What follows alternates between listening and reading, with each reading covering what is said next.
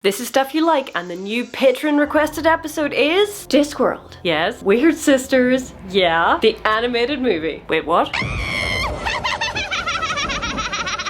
Ooh boy. I love Wyrd Sisters. Not as much as I love some of the other witches books, but still, it's a pretty good introduction to the trio. Equal Rights is pretty good as a setup for Granny Weatherwax and the fact that she meddles, but Wyrd Sisters is where the witches find their niche as a trio of interferers in narrative causality. It's Magrat's first outing and Nanny Ogg's, and they are wonderful. When shall we three meet again? Well, I can do next Tuesday. Wyrd Sisters, the Discworld animated movie produced for Channel 4 in 1997, is very, accurate to the source material.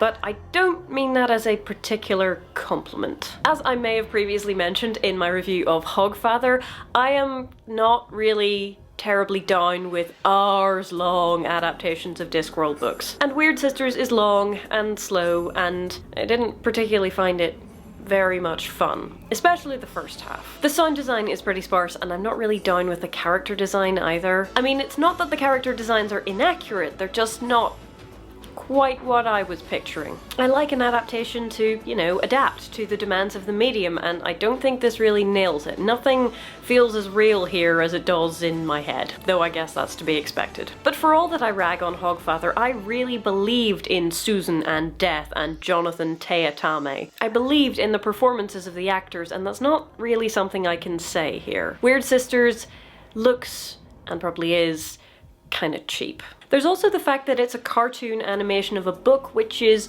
more adult than the design would imply. I don't think that cartoon necessarily equals for children only, but the bright, cheery colours make it look more childish than the book really warrants. Still, it has its good points, and it means I can talk about the book. So Wyrd Sisters is Macbeth with shades, you see what I did there, of Hamlet and King Lear thrown in. It's more fun and funny than an actual Shakespearean tragedy, but no less sharply insightful into the human condition, and also Granny Weatherwax is back. I love you, Granny. The novel's plot is slow to start, which carries over into the adaptation, and I do like Carpe Jugulum and Masquerade better, but I'm not complaining. I love a bit of gentle, knowing mockery of Shakespeare, and this provides in spades. It's also definitely more focused on comedy than something like Night Watch, which is funny but also really kind of dark. It's pretty light in tone, but that's not a bad thing. The plot of Wyrd Sisters goeth thusly. Duke Felmet kills his cousin the king and becomes king of Lancre, a tiny country in the Ramtop Mountains of the Discworld. The old king becomes a ghost. The heir to the throne is hidden by the witches with some travelling actors. The new king hates the country, he just wants the power. His wife is a terrible person, and the land is sad. The witches move the whole country of Lancre 15 years into the future. Since time passed normally everywhere else, young Tom John, the heir to the throne, is now 18. Magrat, the youngest witch, has a crush on Verence, the new king's fool, who also has a crush on her. The fool tells the Duke that what he needs to seal his legitimacy is a play which tells the, truth about what happened in the kingdom. So the fool goes to Ankh-Morpork, because of course that's where the actors are, and they agree to write a play and perform it. The witches think that Tom John is returning to be king, but he doesn't think that. The travelling company try to perform the play in Lancre, but the witches meddle, and the truth comes out because narrative causality is narked, and Granny Weatherwax can kinda speak spells in iambic pentameter. I bid the truth to have its Tumpty day.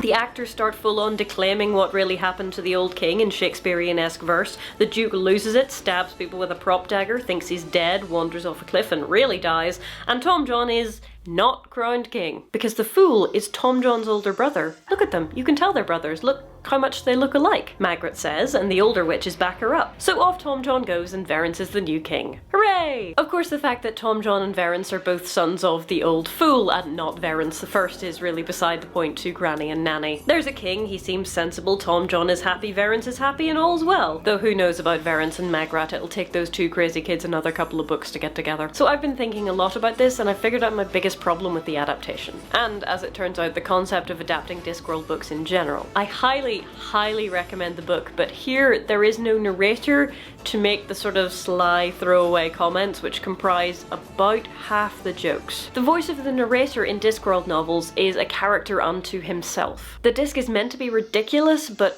familiar, so all those footnotes and random asides about how X came to be Y, or how vermin are the more careful relatives of the lemming and they only throw themselves over pebbles, or how Light is lazy on the Discworld, they all add to the experience. They are as much a part of the experience as the characters themselves. And the characters are wonderful, don't get me wrong, but particularly in the early books, I think the narrator is kind of necessary to hold the whole thing together. That's why the Hogfather adaptation has a narrator. There's 50% less comedy when you take that voice away. In most novels, removing the narrator is fine because you can do most of that work with sets and acting. But Discworld doesn't work like that, and so it needs adaptation. You can't just take the dialogue verbatim, throw in a couple of the footnotes and go. And to be fair, it's not just people reading out the dialogue. There have been adaptations made for the medium, but I think they really needed to be a lot more drastic with it. The scenes that work best are the ones which didn't really have a lot of original narration. The scene where they invoke the demon, for example, is pure gold. But yeah, overall, I think I'll stick to the books